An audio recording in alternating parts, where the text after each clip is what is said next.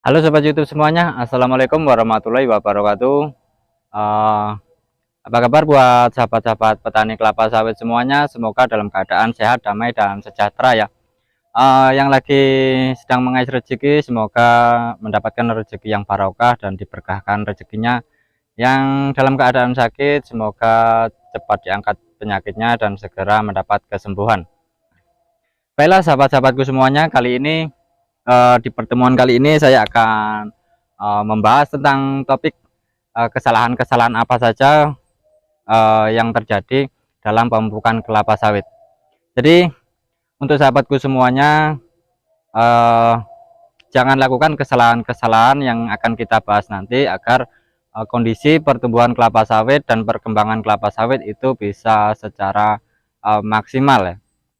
Apa saja kesalahan-kesalahan dalam proses pemupukan sawit? Yaitu ada banyak hal ya, yaitu ada sekitar 5 sampai 6 sampai 7 hal yang perlu diketahui ya, kesalahan dalam proses pemupukan sawit. Apa aja? Yang pertama adalah pH tanah. Jadi kita ketahui pH tanah terlebih dahulu sebelum melakukan pemupukan ya.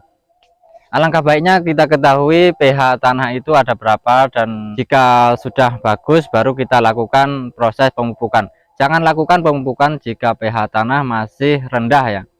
Jadi itu yang pertama adalah kita ketahui pH tanah.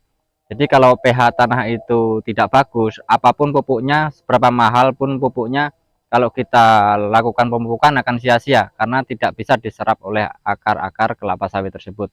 Misalkan pH tanah itu sudah cukup, antara 6 atau 6 ke atas, itu sudah bisa dilakukan pemupukan. Untuk yang kedua kalinya adalah musim ya. Jadi jangan lakukan pemupukan di saat musim penghujan deras ya, ataupun saat musim kemarau. Jadi alangkah baiknya pemupukan itu dilakukan saat musim sedang. Percuma jika kita memupuk atau melakukan pemupukan jika setelah dipupuk itu hujan deras, jadi tercuci, jadi akan sia-sia, tidak dapat diserap oleh akar kelapa sawit. Juga begitu halnya di musim kemarau, jika percuma kita pupuk tetapi tidak terurai, jadi akhirnya menguap kena panas ya, itu juga akan sia-sia, tidak bisa diserap oleh akar kelapa sawit. Yang ketiganya adalah kesalahan dalam proses pemupukan ini adalah cara pengaplikasian. Jadi gini ya, cara pengaplikasian rata-rata yang kita ketahui itu kan ditaburkan keliling berbentuk cincin ya, memutar di batang sawit. Itu sebenarnya kurang bagus juga. Jadi sebaiknya dilakukan kalau memang ditaburkan, itu ditaburkan secara merata di keliling kelapa sawit itu ya. Jadi tidak membentuk cincin, melainkan membentuk petaburan secara rata. Jadi alangkah baiknya itu dipendam. Kalau dipendam itu alangkah lebih baiknya. Kalau dipendam secara keliling, digali dulu baru dikasih pupuk, dipendam lagi, itu walaupun musim hujan deras itu masih bisa terurai, jadi masih bisa diserap karena tidak tercuci ya.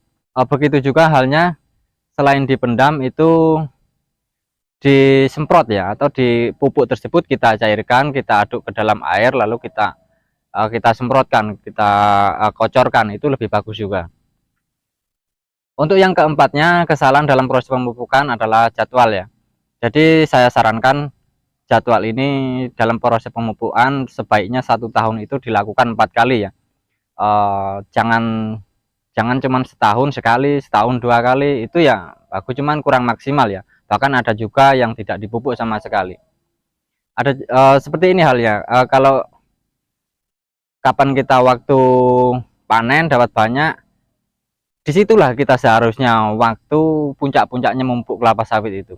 Jangan sampai waktu buah masih banyak itu tidak dipupuk, dan buah sudah habis baru dilakukan pemupukan. Itu cara yang salah ya. Jadi usahakan pemupukan ini jadwalnya 1 tahun tuh 4 kali, dan secara berurutan seperti ini ya.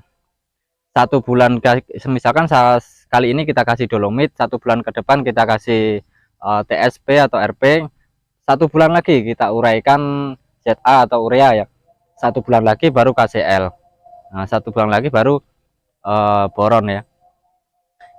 Selain itu dalam waktu 1 tahun itu minimal untuk kompos atau organik itu 1 kali ya, dalam waktu 1 tahun.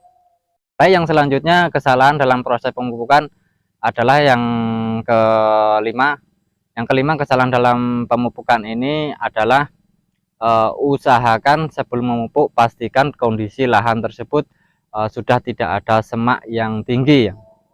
Kalau misalkan semak seperti ini, seperti rumput ini hanya semak-semak rendah seperti ini, itu tidak masalah ya, karena itu memang berguna sekali untuk memperlembab kondisi keadaan tanah ya. Jadi itu memang berguna sekali agar keadaan posisi lingkungan tanah itu tidak mengering.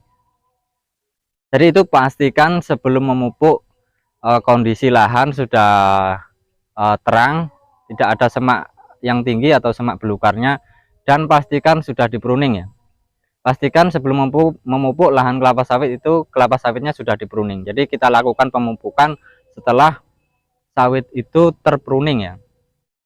Baiklah, kesalahan yang selanjutnya yang keenam adalah dosis ya. Usahakan mengerti dengan dosis atau takaran pupuk yang akan diaplikasikan.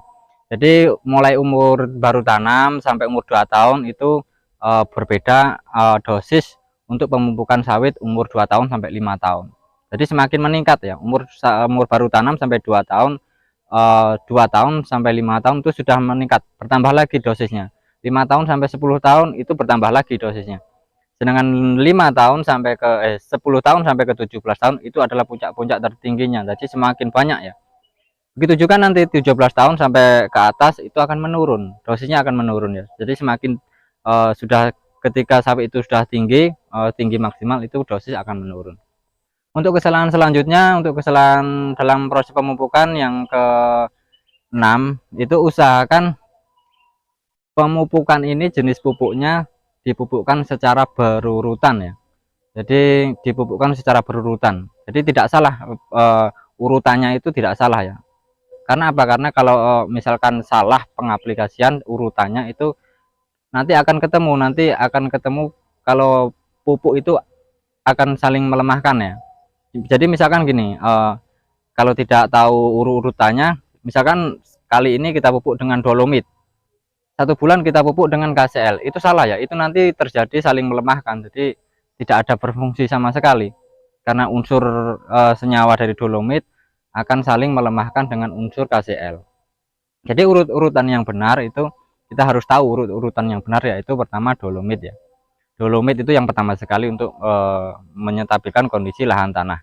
Yang keduanya adalah itu pupuk fosfat ya, TSP atau RP, itu fungsinya untuk merangsang akar-akar tadi agar bisa menyerap dari kandungan unsur hara. Jadi seperti ini ya, yang mencari makan itu adalah akar ya.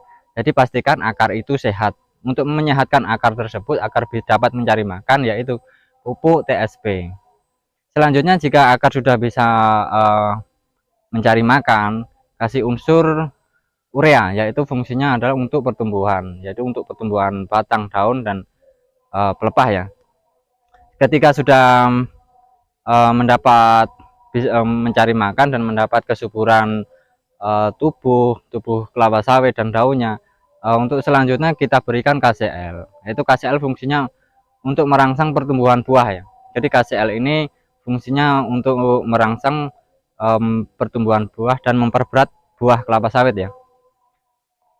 Untuk selanjutnya, jika semuanya sudah diberikan, maka pastikan kondisi sawit itu sehat dan subur ya, baru kita kasih unsur hara boron ya. Boron itu sebagai yang terakhir ya, boron. Itu teman dengan keadaan kelapa sawit atau kebun kelapa sawit itu sudah tumbuh dengan subur ya, pastinya sudah tumbuh dengan sehat. Baik, untuk yang terakhir kali yaitu kesalahan dalam pemupukan kelapa sawit ini,